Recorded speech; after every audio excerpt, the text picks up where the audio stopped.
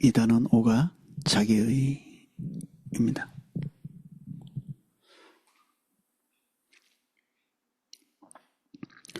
율법주의는 결국 자기 자원을 의지하여 하나님 앞에 서고자 하는 신앙관이기 때문에 그것의 가장 중심적인 특징은 자기의입니다. 자기의는 자기의 종교적인 행실에 의지하여 하나님 앞에 서고자 하는 자세를 말합니다.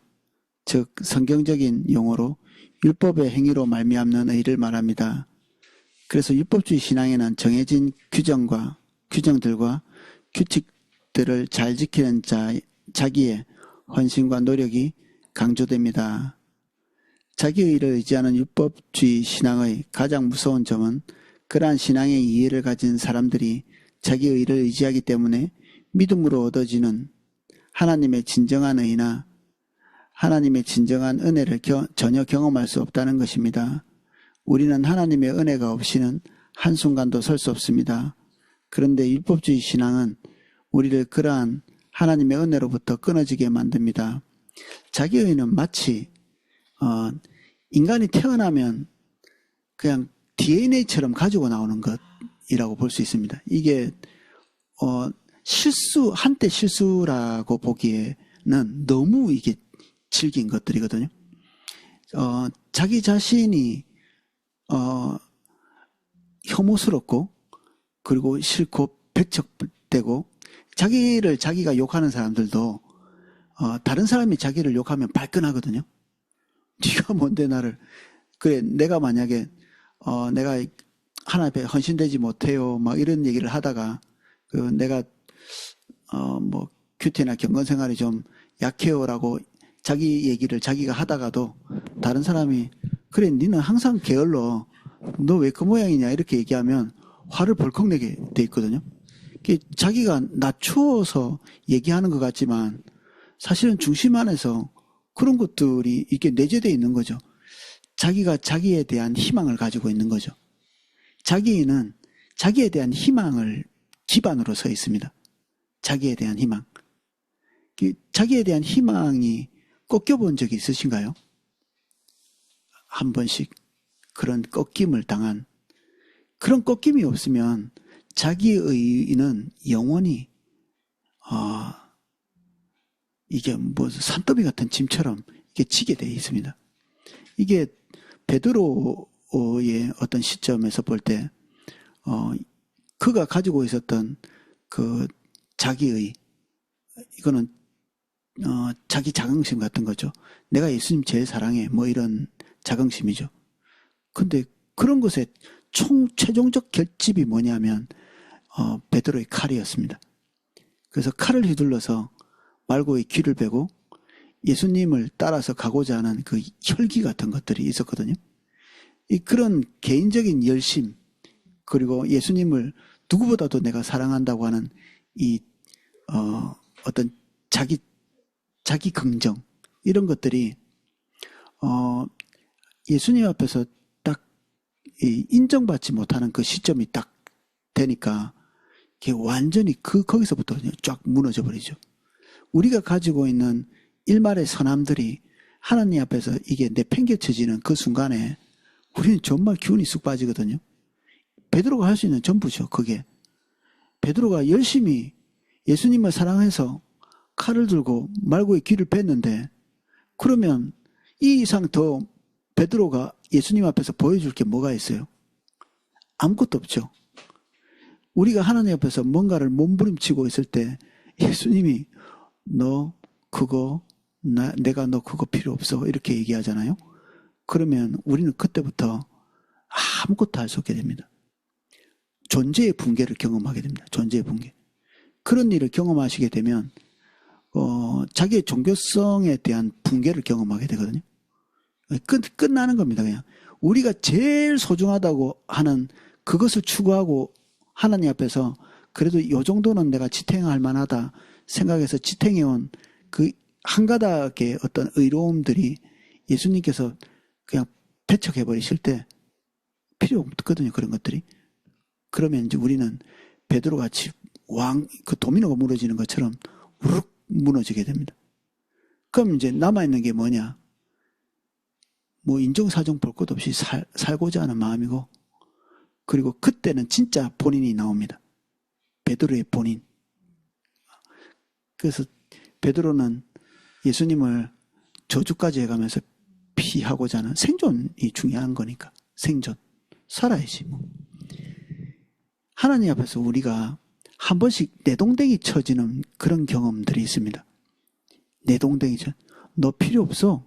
우리는 나름대로 최선을 다했는데 그것이 아무짝에도 쓸모없는 것처럼 내동댕이 쳐지는 그런 경우에 하나님께서 우리의 중심이 깨뜨려지는 그 순간으로 이렇게 딱 직면하게 되거든요. 이게 뭐 죄 많이 지은 사람이 이런 일이 일어나느냐? 아니에요.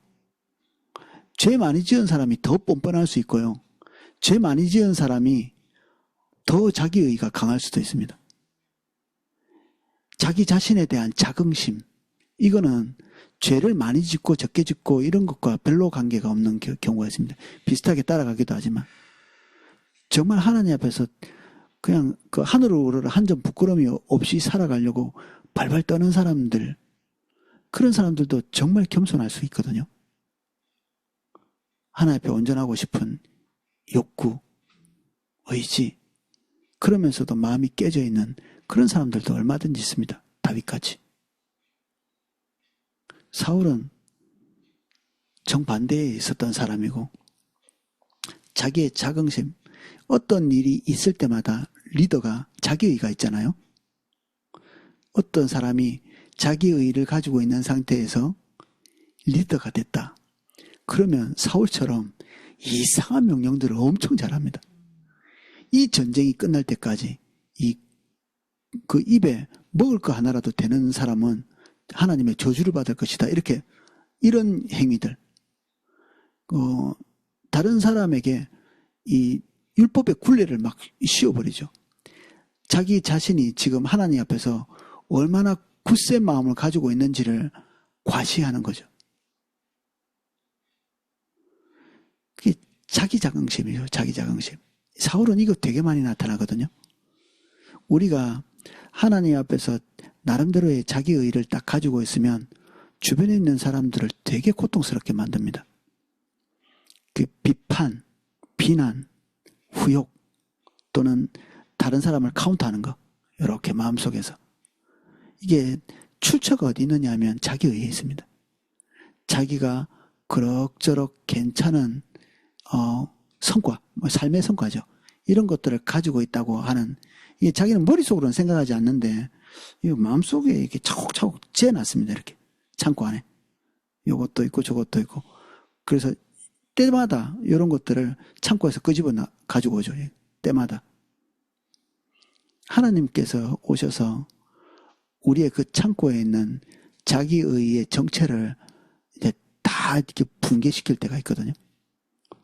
그러면 베드로 같은 붕괴를 경험하게 됩니다. 베드로 같은 붕괴.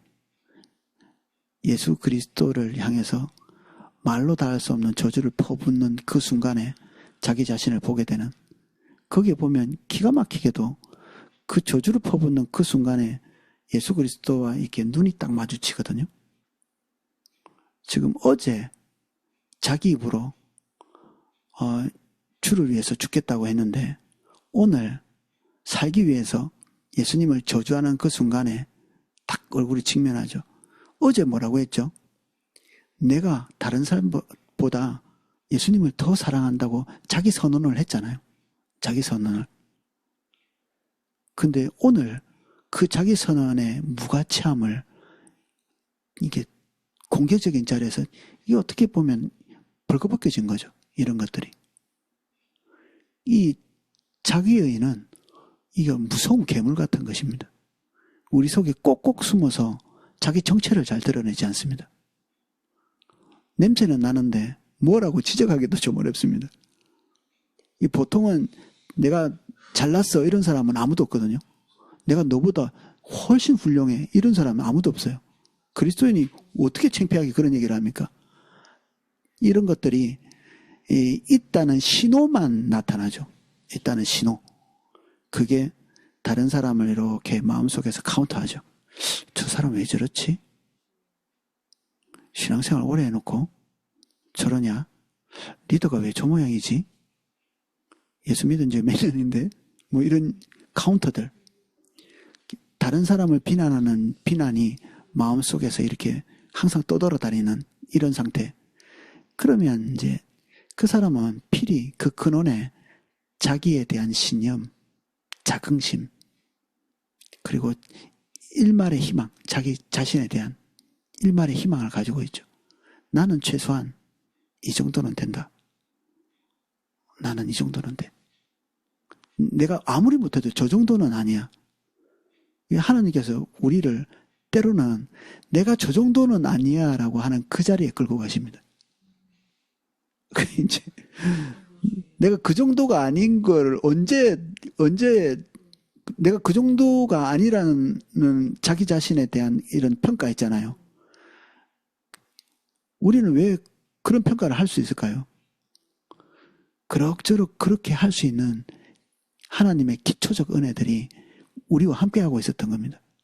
근데 그게 사라지고 나면 우리 자신이 나는 최소한 저 정도는 아니야 하는 딱 그 자리에 끌려가서 거기에 딱 있게 되죠. 거기는 어떤 자리인가요? 내가 그동안 쭉 꾸준히 비난해온 자리입니다. 내가 저 정도는 아니겠지. 내가 이렇게 하지만 저 사람하고 똑같지는 않아. 내가 이 이상은 안 내려갈 수 있어. 근데 어느 날 하나님께서 우리의 긍지를 깨뜨려야 될 필요가 있을 때 그렇게 내려가지 않게 하는 기초적 하나님의 공급을 차단하실 때가 있죠. 그러면 우리는 우리의 존재의 붕괴를 경험하게 됩니다. 와장창 하고 무너지게 되죠. 때로는 우리는 육체적으로 굉장히 궁지에 몰려 있을 때도 있고 사람들부터 비난이 중첩될 수도 있고요. 경제적인 궁지에 몰릴 수도 있고 그래요. 우리 일제시대 때 그 평양 대붕이 있을 때 사람들이 자기 죄에 대해서 이렇게 고백하고 이랬거든요.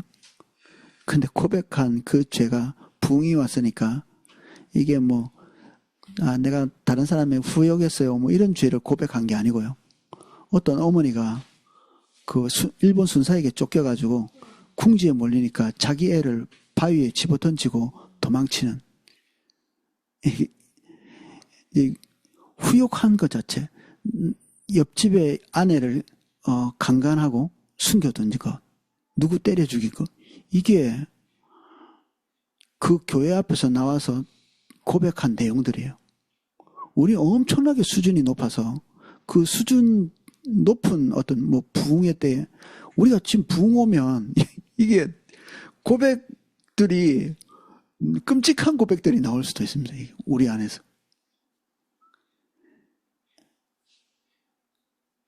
궁지에 몰린 인간, 하나님의 기초적 은혜가 상실되어 버린 인간에게 나타나는 어떤 본질적인 요소들은 아무것도 명함을 내밀 수 없는, 아무것도 명함을 내밀 수 없는,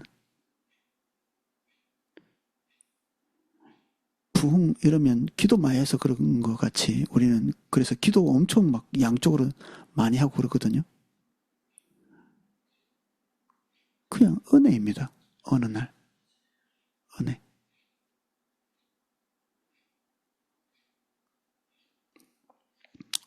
그래서 전 반복해서 그런 얘기를 하고 있는데 마음이 붕괴되고 깨지고 자기 존재에 대한 혐오 그리고 자기 존재가 하나님 앞에서 1g도 합당해서 받아들여지만 조건을 기반으로 구원받지 못했다는 사실을 아는 것 이거는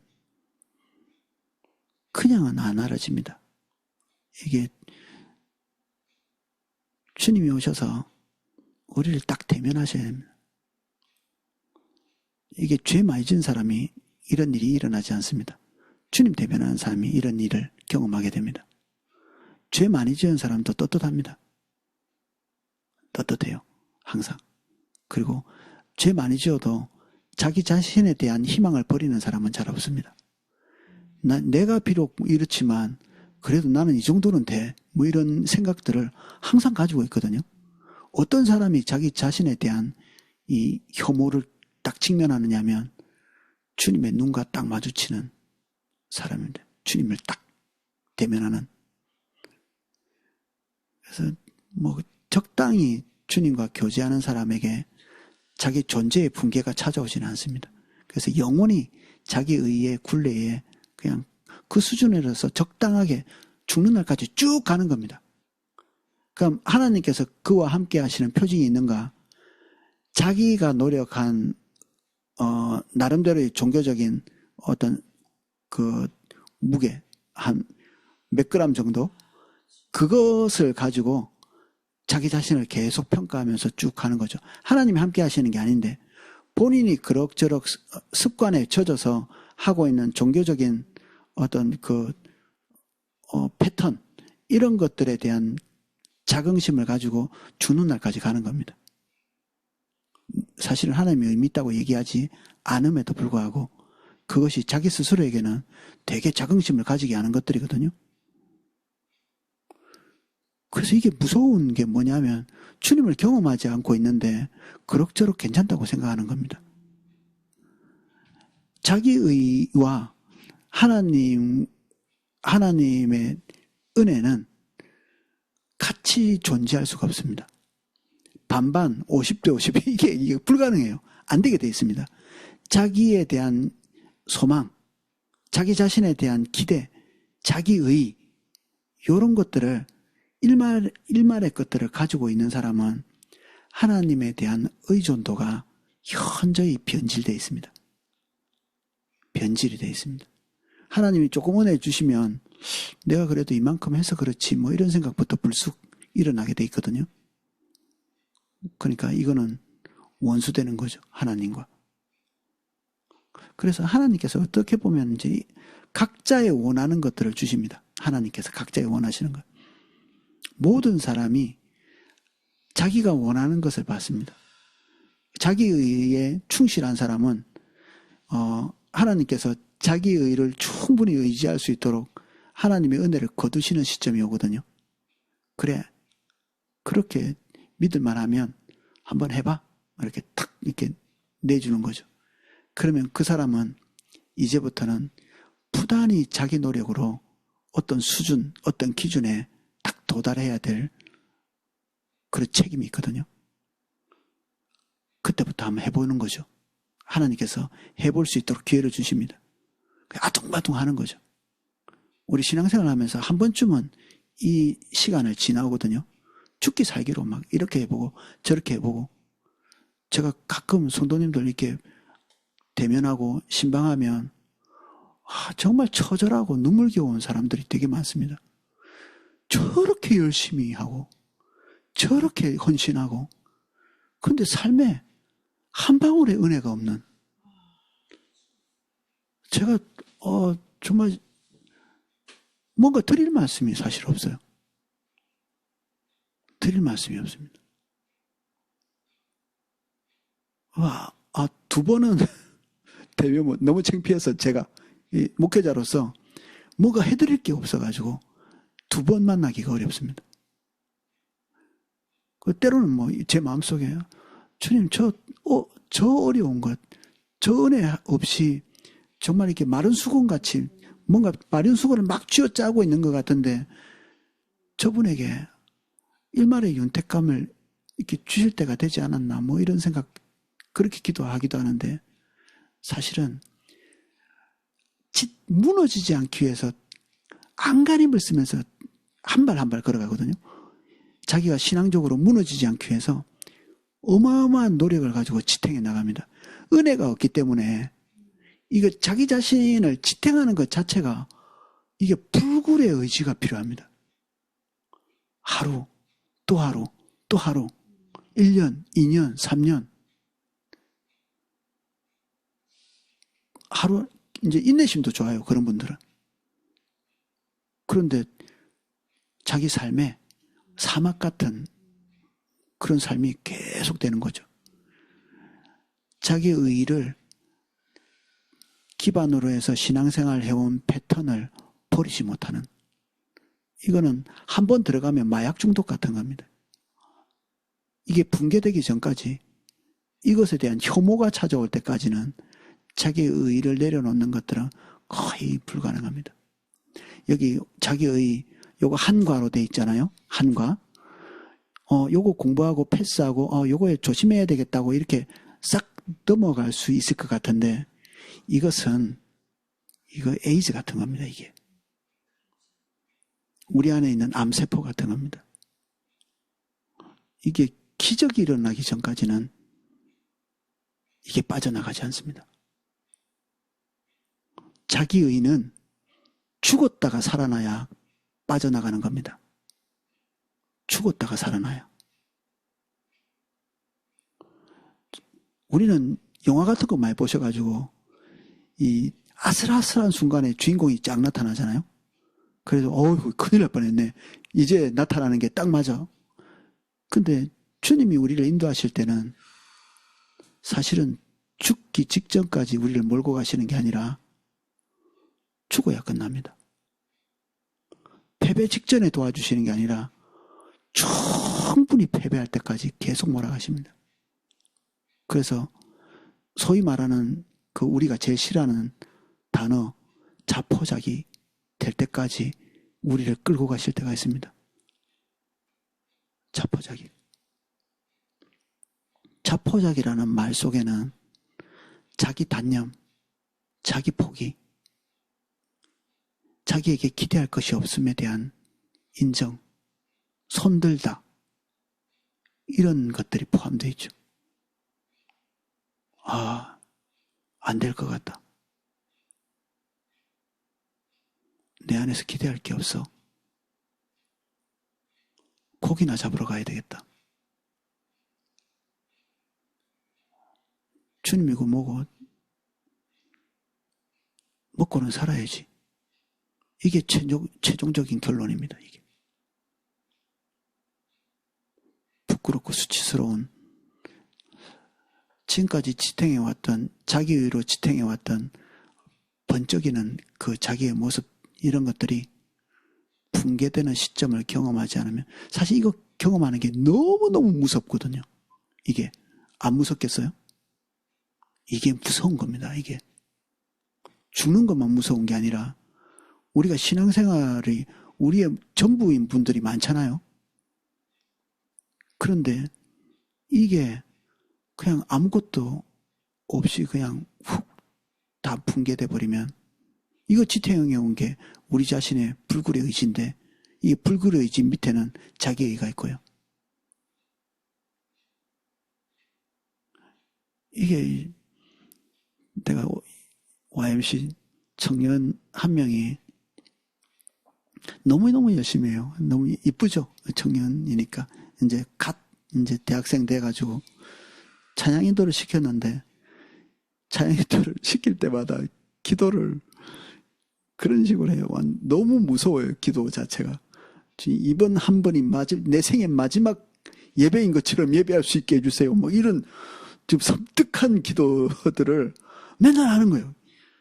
야, 너 기도할 때마다 너무 무섭다, 너. 이게 부모님한테 배웠는지 어디서 배웠는지 모르겠는데, 자기가 가지고 있는 모든 의지를 총동원해가지고 막 하나님 앞에 부들부들 붙들고 내가 하나님께 안 떨어져야 되겠다는 그러지 좀 마라. 하나님하고 너와의 사이가 이런 비장함이 없이는 설 수 없는 이런 관계냐. 그래. 아마 제가 볼 때는 뭐 이렇게 부모님이 그렇게 했겠지. 그러니까 이제 착하니까 이제 그렇게 답습했겠죠. 근데 이 비장함이 얼마나 그를 지탱해 줄 수 있습니까? 그 청년을 오래 지탱하지 못합니다. 소위 교회에서 칭찬은 받을 수 있겠죠. 아이고, 귀한 청년이야. 어린 나이에. 근데 우리가 그거를 인정받자고 지금 주님의 인도를 따라가는 건 아니잖아요. 주님과의 살가운 교제가 비장함에서 나오지 않습니다. 비장함.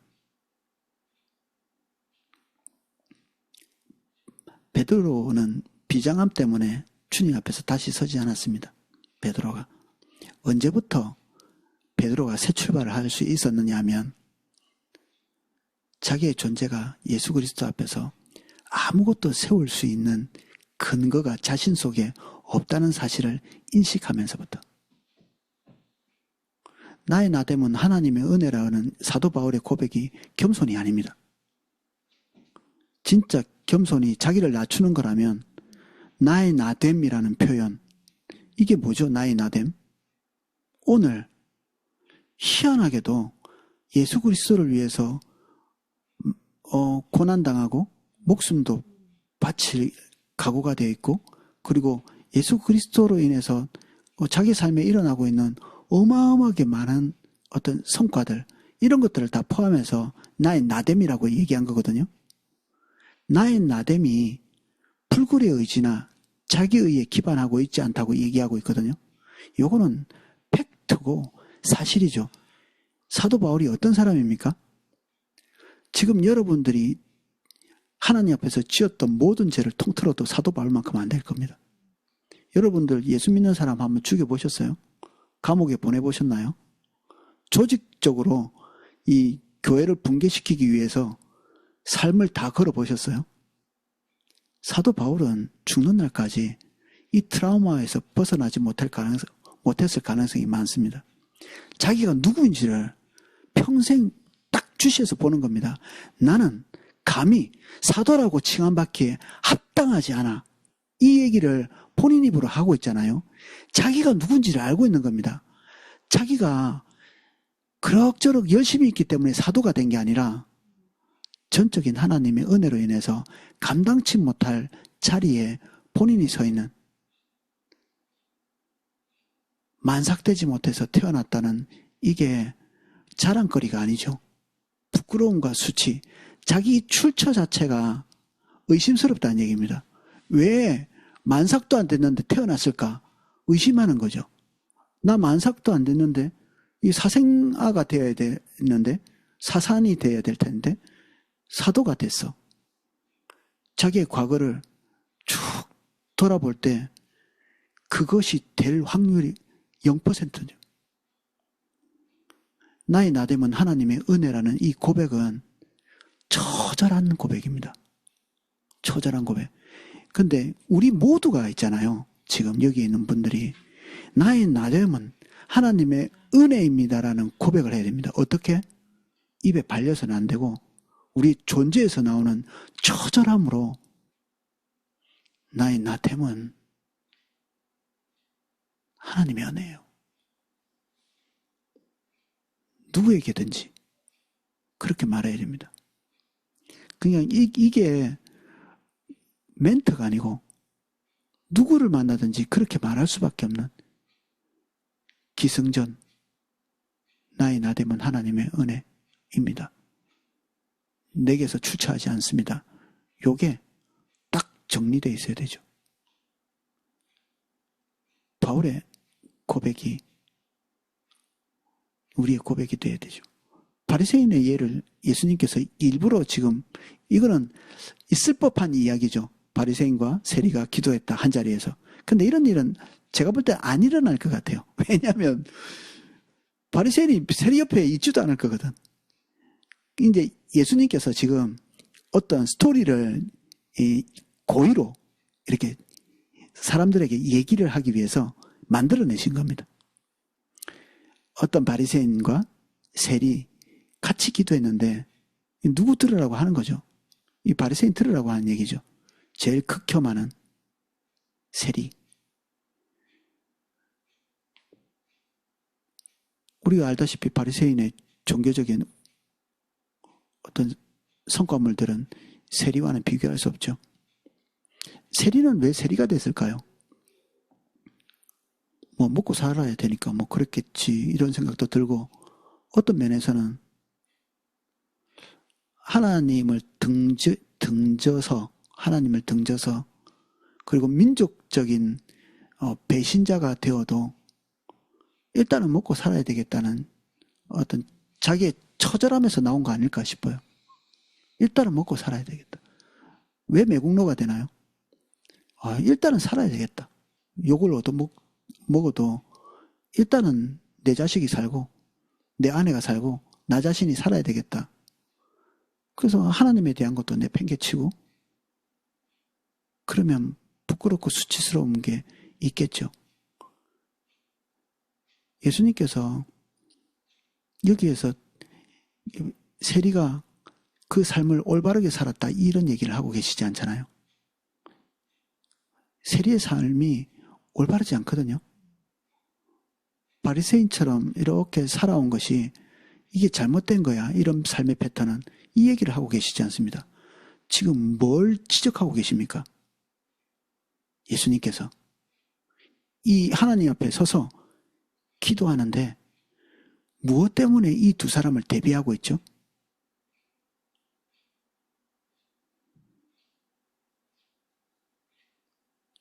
제가 내용을 읽어보겠습니다.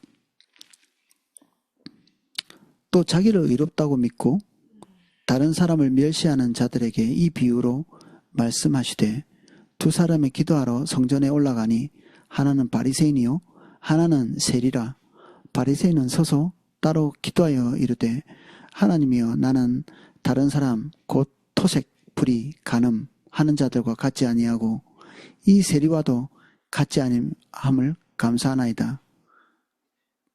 나는 일에 2번씩 금식하고 또 소득의 11조를 드리나이다 하고 세리는 멀리 서서 감히 눈을 들어 하늘을 쳐다보지도 못하고 다만 가슴을 치며 이르되 하나님이여 불쌍히 여기소서 나는 죄인이로소이다 하였느니라. 바리새인의 마음의 자세는 안 나타나 있습니다. 그죠? 안 나타나 있습니다. 바리새인이 중심이 어떤지는 나타나 있지 않습니다. 그런데 세리의 자세는 나타나 있죠. 세리의 태도는 나타나 있습니다. 바리새인은 왜 하나님 앞에서 의롭다 하심을 얻지 못했냐면 이 세리의 고백이 없는 겁니다.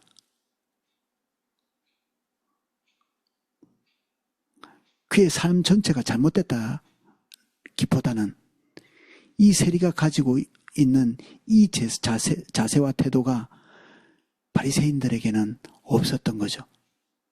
없게 만들 삶을 살았기도 하지만 하나님 앞에서 발견되어야 될 모습은 이 모습이거든요. 감히 눈을 들어 하늘을 쳐다보지 못하고 우리가 하나님을 대면할 때 우리 주님을 주목할 수 없는 존재임을 인식하게 되는 자기 자신이 자기 삶을 볼 때 불쌍히 여기소서 나는 죄인으로서이다.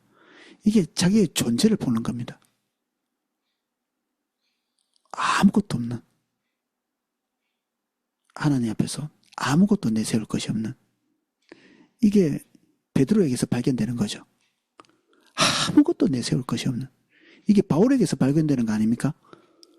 나의 나됨 아무것도 없는 나의 나됨은 하나님의 은혜 외에는 아무것으로서 이것을 설명할 수 없는 반복해서 죽는 날까지 계속 얘기합니다. 바울은 나 교회를 핍박하고 내 이렇게 몹쓸 짓을 한 사람입니다. 이렇게 얘기합니다.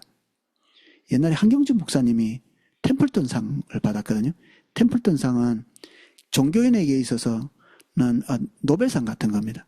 이게 어떤 기업인이 종교적으로 이렇게 좀 이렇게 좋은 일을 그리고 성과를 낸 사람들한테 주는 상이 템플턴 상인데 우리나라에는 아마 제가 알기로는 한경지 목사님 밖에는 없는 것 같아요.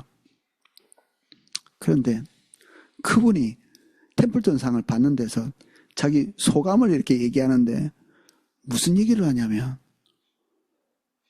저는 신사참배했습니다.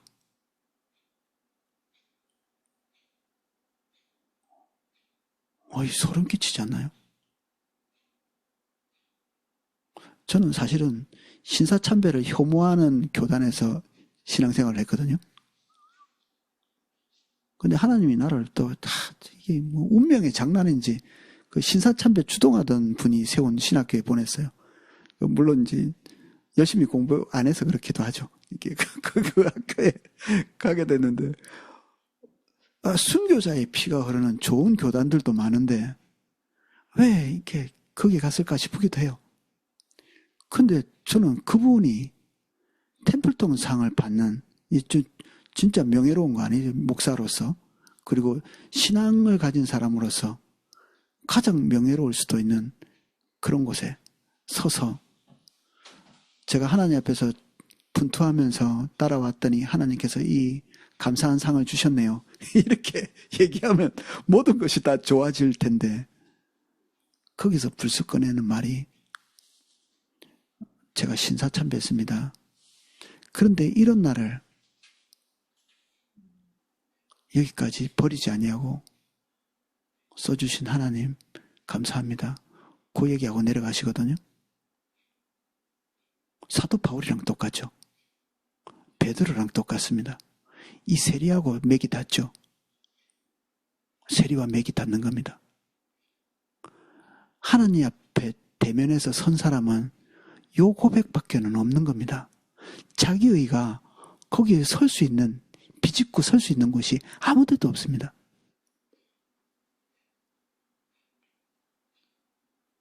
이게 우리에게 들어와 있어는 안 되는 겁니다. 이게 자기의라는 게.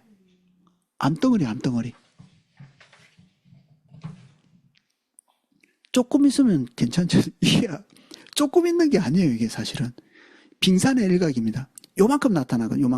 요만큼 나타나는데 빙산이 그 밑에 어마어마한 게 있잖아요. 99%가 물속에 있다잖아요. 우리 안에 남과 비교하는 마음, 그 자긍심 또는 뭔가 분투해서 이게 실망한 자기 실망 그런 거 약간의 실망 자기 실망하지 않습니다. 이 사람은 자기의를 내려놓은 사람이 자기 실망이 없습니다. 자기 실망과 자기 혐오는 전혀 다르거든요. 자기 실망은 뭐죠?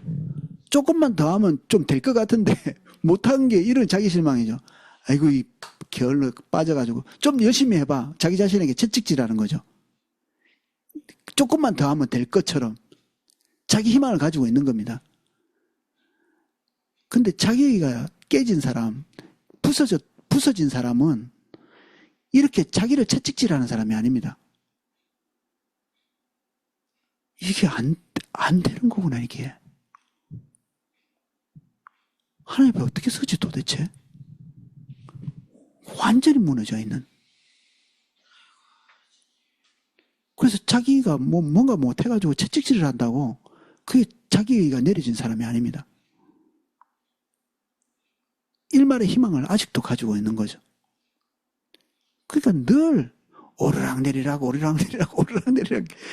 이게 자기가 있는 사람의 특징입니다. 이게 조금 하면 올라갔다가 조금 못하면 내려갔다가 내려갔을 때 자기가 내려졌느냐 하면 어림도 없는 소리입니다.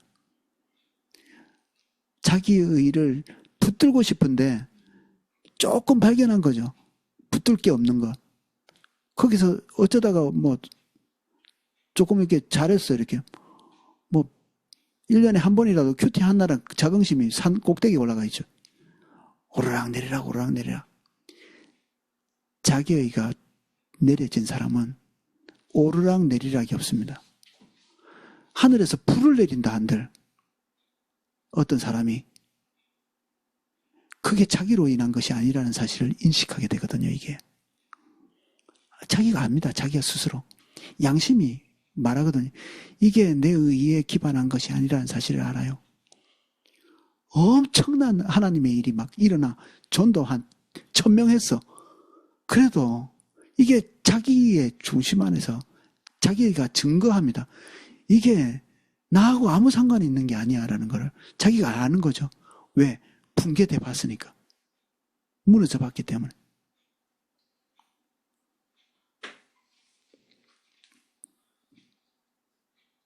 그래서 할례 받은 사람, 할례 받기 쉽지 않았겠죠. 이 할례 받는 것 하나, 뭔가 하나도 우리에게 이런 것들이 존재합니다. 빙산에 조금 튀어나와 있는 그 부분이. 근데 이 뒤에 계속해서 자라나죠. 우리 뭐 위나 이런 데 보면 뭐 내시경 할 때 용종 한 번 잘라내도 또 나오고 또 나오고 그러죠. 또 잘라내고 또 잘라내고 뭐 그렇게 하죠.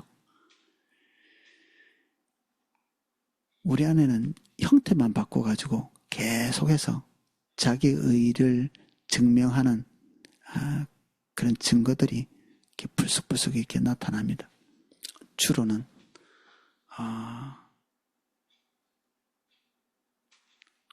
타인과의 관계 안에서 나타나죠. 주로는 타인과의 관계, 그리고 교회 안에서 나타납니다. 주로는 가까이 있는 사람에게 나타납니다. 보십시오. 자기 자녀에게 이래라 저래라 이렇게 하는 사람, 우리는 이제 자연스럽잖아요. 그게 이래야지 저래야지. 자기 자신의 존재를 직면하고 있는 사람은 입도 뻥끗 못할 때가 많습니다. 입도 뻥끗 못합니다. 자기의 존재를 딱 직면하는 사람은 자녀에게 입도 뻥끗 할 수 없는 게 있습니다. 내가 할 자격은 되나? 기도하지만 자격은 되나? 그냥 하나님 불쌍히 여겨 주십시오. 그런 기도를 할 수밖에 없죠. 내 모습, 내 DNA를 가지고 악을 행하고 있는데 내가 물려준 죄성을 가지고 악을 행하고 있는 겁니다. 우리 자녀들이. 나와 그가 동일한 죄성을 가지고 지금 한 집에서 지금 살고 있는데 자녀에게 감히 이래라 저래라 하는 말이 이 보통 용기를 가지고는 할 수 없습니다. 이게. 그럼 가르치지 말란 말인가요? 이건 또 다른 출처를 가지고 하는 겁니다. 또 다른 출처.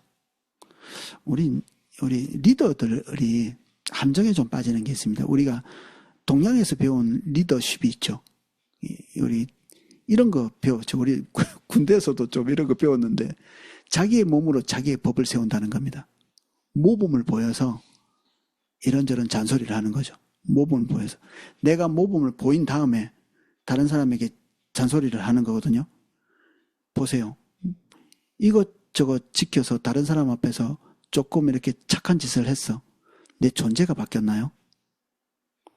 말도 안 되는 소리죠. 말도 안 되는 소리. 사람 앞에서 부모인 체하고 리더인 체하려고 몸부림쳐가지고 이것저것 좀 이렇게 모범을 보였어. 그렇다고 내 존재가 달라졌습니까 지금? 군대에서 이런 방법을 되게 많이 쓰거든요.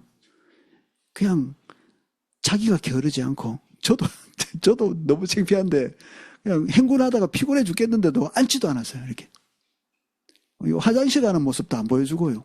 어떤 뭐 신비 뭐 이런 거 해가지고 리더십을 발휘하려고 막. 그리고 달리기 하면 머리가 깨져 나가는데도 1등 해야 되고 마라톤 대회 이런 거 막 구보하면 막 행군할 때도 막 짐 더 많이 지고 모범을 보일 수 있지만 제 마음속에는 자기의 의를 기반으로 해서 사람들을 좌지우지하려고 하는 이게 동양에서 배우는 리더십, 동양적 리더십. 예수님이 우리에게 가르쳐준 리더십인가요 이게? 한번 곰곰이 생각해 보십시오. 교회 안에서 이렇게 오이코스 리더가 됐다. 교회 안에서 뭐 위원회 위원장이 되셨다. 목사가 됐다. 그러면 이런 종교적인 모범을 몇 개 보여서 사람들에게 이래라 저래라 하는 게 이 구조적으로 맞나요? 우리는 존재가 바뀌기 전까지는 하나님의 역사를 기대할 수가 없습니다. 하나님의 역사를 기대할 수 없어요. 우리의 존재가 그러하기에 사람들이 우리와 함께 있는 걸 좋아하고요. 우리처럼 되려고 합니다. 존재가 그럴 때. 제가 리더를 이렇게 되고 싶어 하는 사람들이 되게 모범을 많이 보이거든요. 좀 안쓰럽죠, 이런 것들이. 자기의 존재가 그렇게 되지 못했는데 그렇게 하려고 몸부림치는, 이제 스스로 골방에 들어가서 자기 자신을 이렇게 한번 쳐다보시면 아둥바둥하고 있는 자기 모습, 이제 그거 얼마 가지도 않을 텐데 곧 무너질 거 지금 이렇게 무슨 이 뭐 나무 블럭 쌓는 것처럼 언젠가는 위로 올리다가 자빠질 거거든요. 넘어지게 돼 있습니다. 이게 한 단 두 단 높이 올릴수록 무너지기 쉽죠.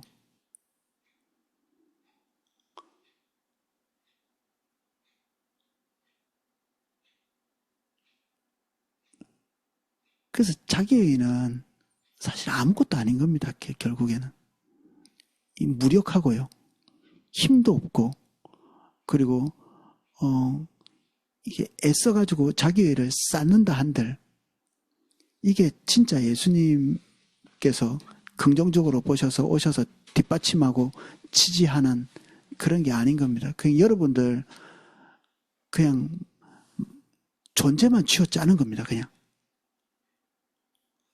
얼마나 고달픕니다. 이 신앙생활 자체가 괴롭고 고통스러운.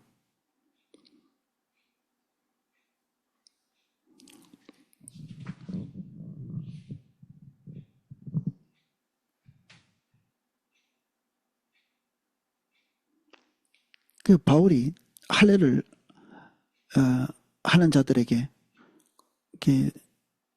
그냥 할 수 있는 모든 종류의 비난들은 다 하죠. 그래놓고 디도는 데리고 가가지고 할례를 떡 시켜버리거든요. 아니야, 디도냐? 디모데는 별것도 아닌 겁니다. 사실은 이것 자체, 겉으로 드러나는 이 행위 자체로서 별것도 아닌 거죠. 이 할례가 했다고 율법주의고 안 했다고 율법주의가 아닌 거죠. 사람들은 요걸 딱 주목하고 있는 거거든요. 표현하는 것, 눈에 보이는 것. 그 바울이 이율배반적으로 이런 행동을 하는 거는 할례를 하는 그 뒷배경, 사람들의 가치관, 이 결국 자기에는 가치관의 뒤틀림, 이 가치관, 올바르지 않은 가치관, 사단으로부터 온 거죠. 이것을 하면 우리가 의로움 어떤 것들을 갖춘 것 같이 이렇게 얘기하는 거죠. 우리는 갖춘 자와 같이. 몇 개 지키고 나면 갖춘 자. 이 단어가 방금 생각났는데 적어놔야 되겠네. 갖춘 자. 이게 너무 무서운 단어인데 지금 보니까 스스로를 갖춘 자라고 생각하는, 뭘 우리가 갖췄겠어요. 예수 그리스도께서 우리에게 오셔서 십자가 지시고 우리 죄를 대속하셨잖아요. 우리가 갖춘 게 아니라 못 갖춰가지고 대속하신 겁니다. 그게 우리가 의입니다. 우리의 의. 그게 예수 그리스도께서 우리를 위해서 십자가 지시고 주신 것. 우리가 징벌받아 마땅한데, 이게 우리 안에 합격점이 있는 게 아니라 징벌받아 마땅한데 예수 그리스도께서 징벌을 대신하셔서 우리는 제로가 된 거죠. 0이 된 겁니다. 우린 영원히 그 상태죠. 그 상태에서 의로운 행동 이렇게 뭐 발버둥 치면 플러스 1점 되는 거 아닌가요? 이게 원리를 몰라서 그렇습니다. 이게 원리를 몰라서. 우리 수학 선생님 계시네요. 수렴이라는 것이 수렴. 무한의 수렴하는. 이게 우리가 가지고 있는 게 하나님께 아무것도 아닌 거죠. 분투하고 몸부림치고 이렇게 하는 것들이. 자기의가 내려지잖아요. 그럼 신기하게도 자기가 내려지면 하나님의 은혜가 부어지기 시작합니다. 자기가 내려지면 어떤 과제 앞에서도 두려움 같은 것들이 사라지고, 그리고 장애물로 여기지 않게 됩니다. 희한하죠. 자기의가 있는 사람이 장애물을 잘 뛰어넘을 것 같은데 자기의가 없는 사람이 장애물에 대한 인식이 별로 없습니다. 어차피 주님께 다 의지했는데 높다 한들 하나님보다 높지도 않을 거고 장애물이라 해봤자 주님의 사이즈가 더 크시니 자기가 내려진 사람은 사실은 불가능한 것도 개념치 않는 그런 스타일이 됩니다. 그 쉬운 일은 요 정도는 뭐 조금 노력하면 될 것 같은 것도 주저합니다. 이게 자기 의의를 가지고 그 작은 일에 대해서 성과를 낼 만한 것들이 그런 존재가 아님을 이해하는 거죠. 본인이. 그런 걸 이해하는 겁니다. 하나님께서 우리에게 하라고 명령하셨다면 그것이 우리의 자원으로 할 수 없다는 사실에 대한 인식이 들어와 있습니다. 자기의가 내려진 사람은. 요거는 내가 할 만한 것, 요건 내가 할 수 없는 것, 요게 없다는 얘기입니다. 그래서 순종만 있죠. 순종. 예스만 있습니다. 예, 주님. 아닌 거는 안 하는 거죠. 예스라고 순종하고 걷는 그 사람의 삶에 하나님의 지지가 있죠. 그리고 그 지지가 만들어내는 엄청난 일들이 사도 바울에게도 베드로에게도 나타나는 겁니다. 이 지지의 이 결과물들, 이런 것들이 우리에게 와 있을 때도 우리는 양심이 얘기합니다. 이게 은혜야. 은혜지, 은혜. 아무리 커도, 아무리 변변치 않아도 하나님으로부터 온 지지라는 사실을 이거를 망각할 수가 없습니다. 양심이 있거든요. 벌써 제가 직면했기 때문에, 자기 존재를 직면했기 때문에 이건 내 거 아닙니다. 이거 내 거 아닙니다. 근데 이게 뭐 사람이 약해서 한 번, 두 번, 세 번, 네 번 경험하다 보면 꼭 느낌상 내니까 됐지 이런 생각이 들 때가 있거든요. 나니까 됐지. 그러면 하나님께 감사하게도 또 이 개망신의 이 경험들을 주십니다.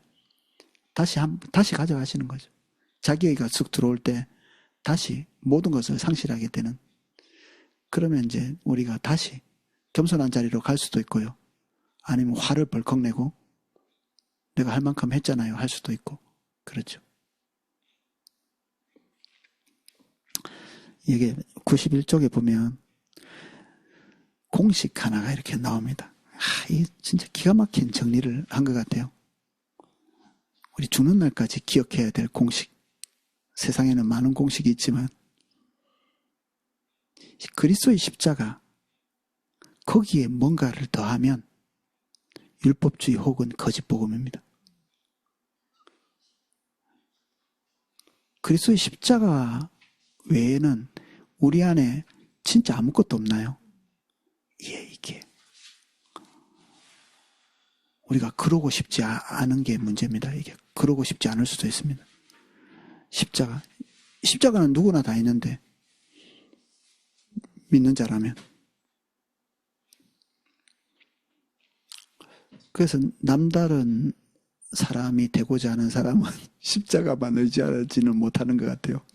남다른 사람이 되고 싶은 사람은 계속 플러스 알파를 하려고 몸부림치죠. 플러스 알파.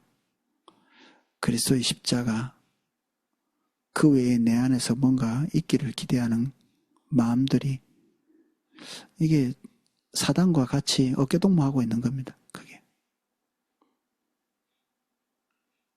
하나님의 은혜를 얻는 수단으로서 무엇이든지 그리스도의 십자가에 추가되면 그것은 자기의 이유, 그러한 가치관은 율법주의 신앙입니다. 예. 근데 우리가 이게 잘못됐다는 것 자체를 별로 배운 적이 없습니다. 이게 함정이라는 사실도 잘 모르고, 자기에 대한 기대가 붕괴되고 나면 남는 것은 십자가밖에 없습니다. 십자가. 율법주의는 가치관입니다.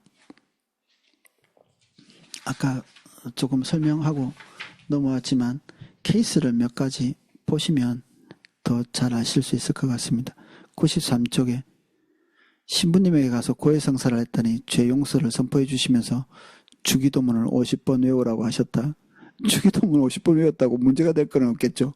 그런데 죄 용서와 주기도문이 연결이 되어 있는 겁니다. 이게 참. 그러면 사람이 양심이 좀 이렇게 이게 위로가 되나 봐요. 나 좀 고통 당했어. 뭐 이런 것들이죠. 이러면 위로가 좀 되나 봐요. 뭐 잘못하면 자기 머리 때리는 사람이 있거든요. 이 바보야. 그럼 자기 머리 때리면 이제 양심에 조금 이렇게 위로가 되는가 봐요. 이 인간이라는 게 염치가 있어가지고 그렇게 해서 이렇게 퉁치려고 하는. 저도 옛날에 뭔가를 잘못하면 막 금식하고 그랬거든요. 하나님과의 관계를 위해서 금식을 했다기보다는 자기 자신이 싫은 거죠. 벌 주는 거죠. 뭐 자기한테. 너 밥 먹을 자격도 없어. 금식해. 좀 이렇게 몹쓸 거죠. 이런 것들이. 뭘 의지하냐면 이거라도 해서 십자가와 함께 뭔가를 더 하려고 하는.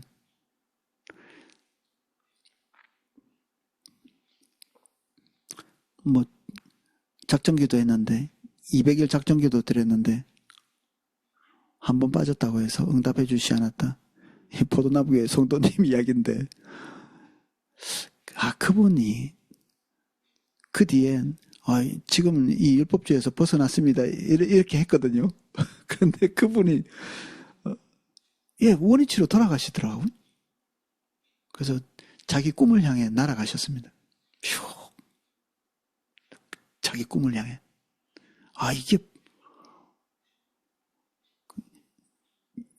담임 목사님이 이 얘기 막 예화를 들고 막 이러면 자기 얘기인 줄 아니까 창피하잖아요.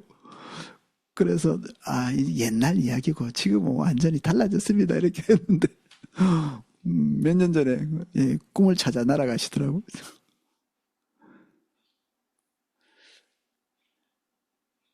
김 장로님은 우리 모든 예배 특히 주일 대예배 시간에 반드시 신앙 고백의 순서가 들어가야 된다고 믿는다. 어떤 특정한 순서가 있어야 된다. 그런 것들이 우리를 완전하게 해준다고 믿는다면 중대한 문제죠.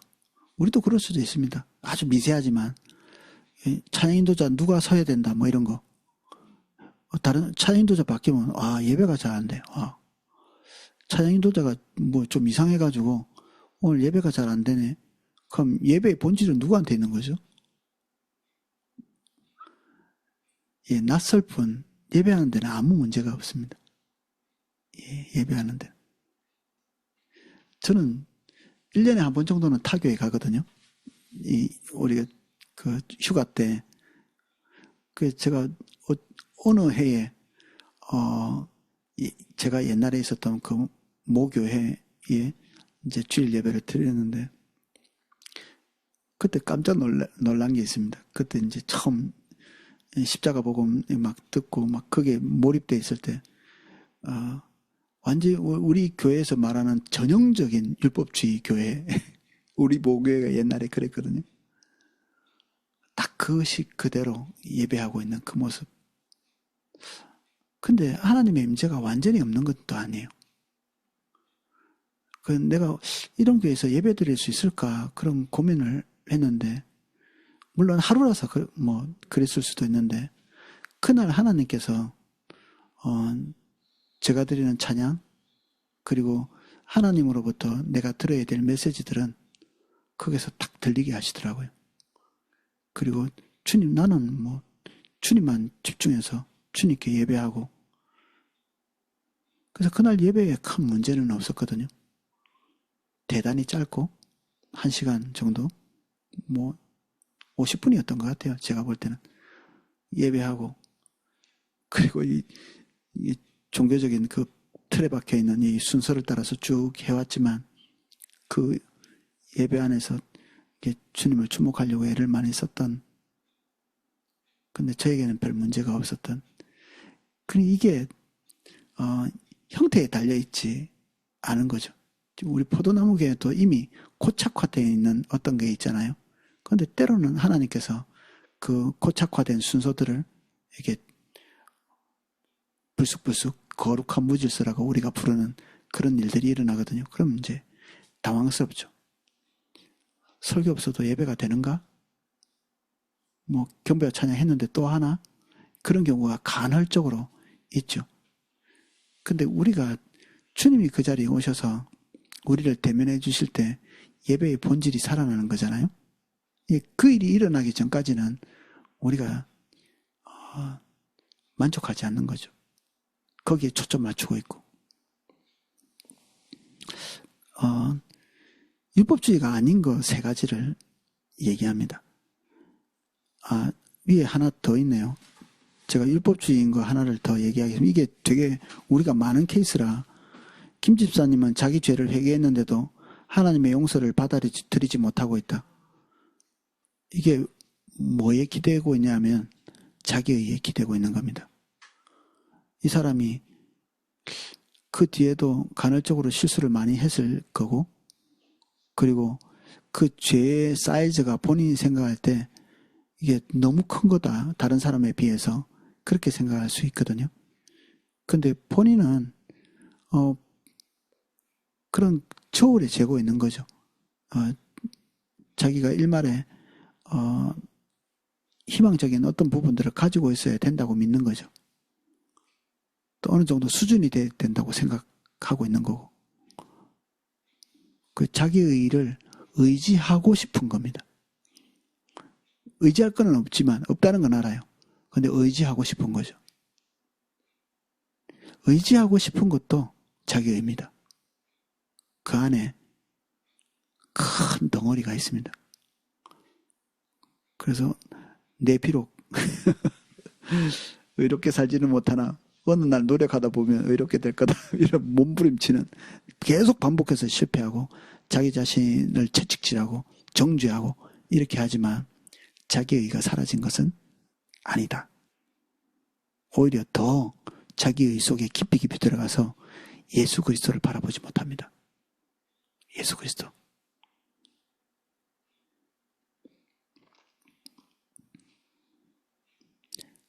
그럼 뭐가 밑에 3개 연속해서 읽어보겠습니다. 새벽 기도를 빠지지 않고 참석하는 것, 성실하게 규칙적으로 그 자리에 참석하는 것, 시간을 정해놓고 성경을 읽는 것, 열심히 교회에서 봉사하는 것, 이런 것들이 율법주의냐? 율법적이다. 뭐 이런 얘기도 많이 하죠. 규칙쟁이들, 이렇게 감리교의 초창기에 그런 말을 들었다고 하는데, 이거는 그럼 이렇게 반대는 뭐죠? 아니란 거죠. 아니란 것. 아니란 것, 게으른 것들은 육신을 사랑하는 거거든요. 범죄죠. 범죄입니다, 이게. 근데 이런 것들이 율법주의를 말하는 건 아니다. 율법주의는 가치관이고 자기에는 가치관입니다. 이 머릿속에서 왜 그것을 하느냐는 거죠. 왜 그것을 하느냐. 새벽 기도를 빠지지 않게 하는 게 뭐 하나님께 의롭게 보이려고 한다. 이런 거는 아니겠죠.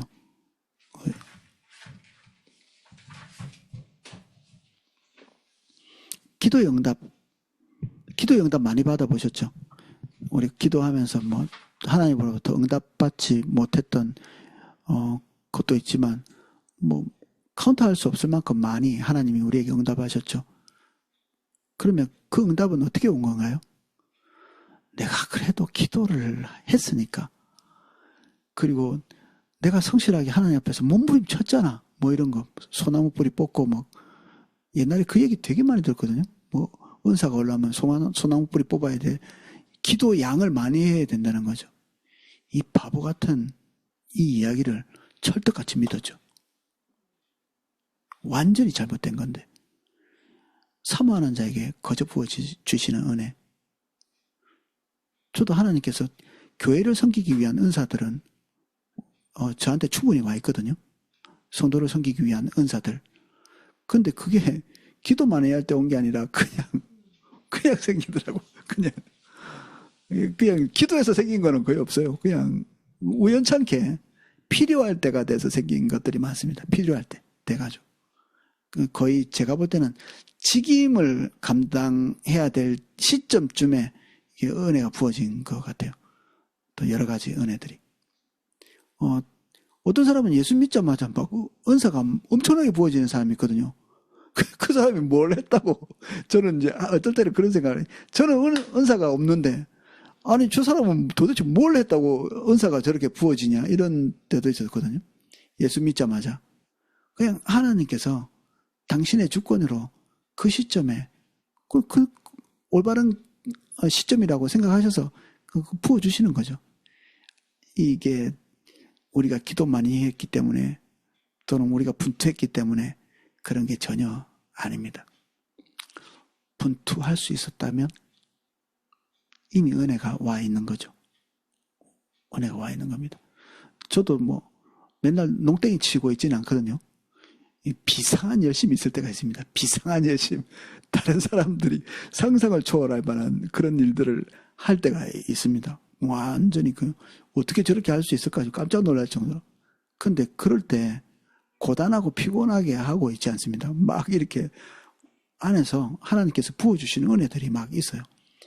그러면 신나게 그 일을 하고 나면 뒤돌아놓고 보면 도대체 이걸 어떻게 한 거지 싶은 그런 때가 있습니다.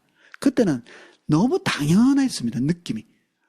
우리 주님 일할 때 그런 경험들을 하시지 않나요? 이게 당연하지 싶어서 이렇게 해온 것들. 근데 어느 시점 지나서 이렇게 뒤돌아놓고 보면 당연한 게 아닌 요조 목사님이 유학 가기 위해서 매일 저녁에 숙식하면서 영어 성경을 그렇게 읽으셨다고 하잖아요. 그때는 당연하지 이렇게 했는데 나중에 하려고 하니까 안 됐다고 이렇게 하시거든요. 이게 안 당연한 겁니다. 은혜가 그 일을 가능하도록 계속해서 은혜가 부어진 거죠. 은혜가 부어지고 있는데도 우리는 어떤 느낌이 드냐면 당연하지 느낌이 듭니다. 당연하지. 이렇게 하는 게 당연하지. 거쳐보면 압니다. 안 될 때 알게 됩니다. 차이가 있습니다.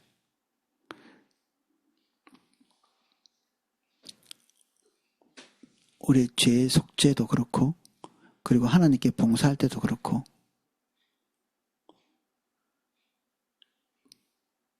은혜에 의해서 모든 것이 가능해집니다.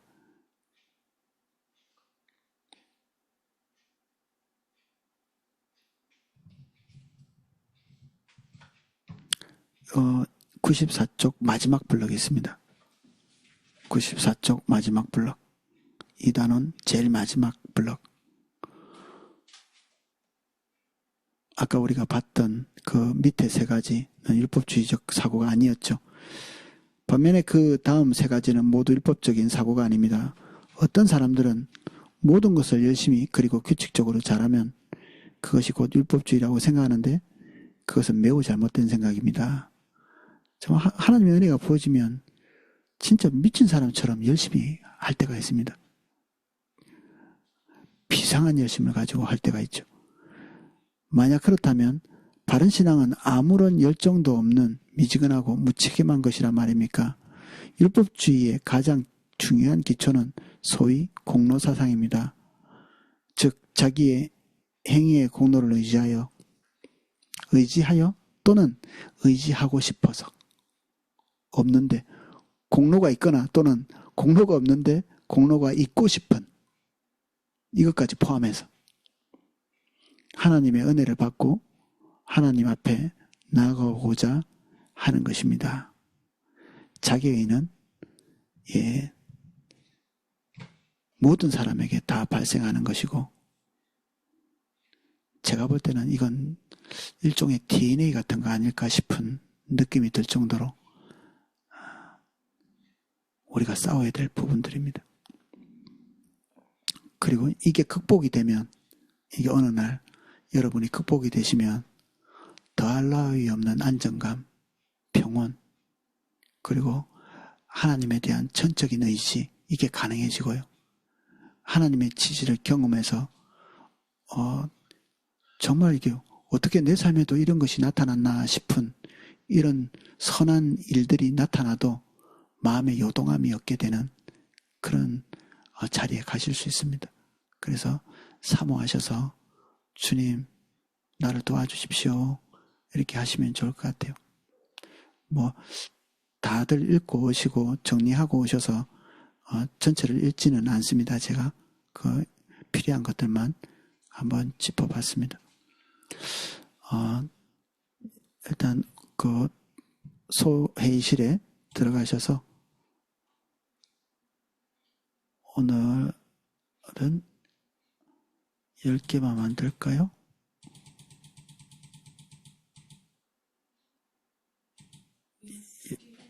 예, 12개 반을 만들어서 예, 나누도록 하겠습니다. 누구를 만날지 저는 알 수 없습니다.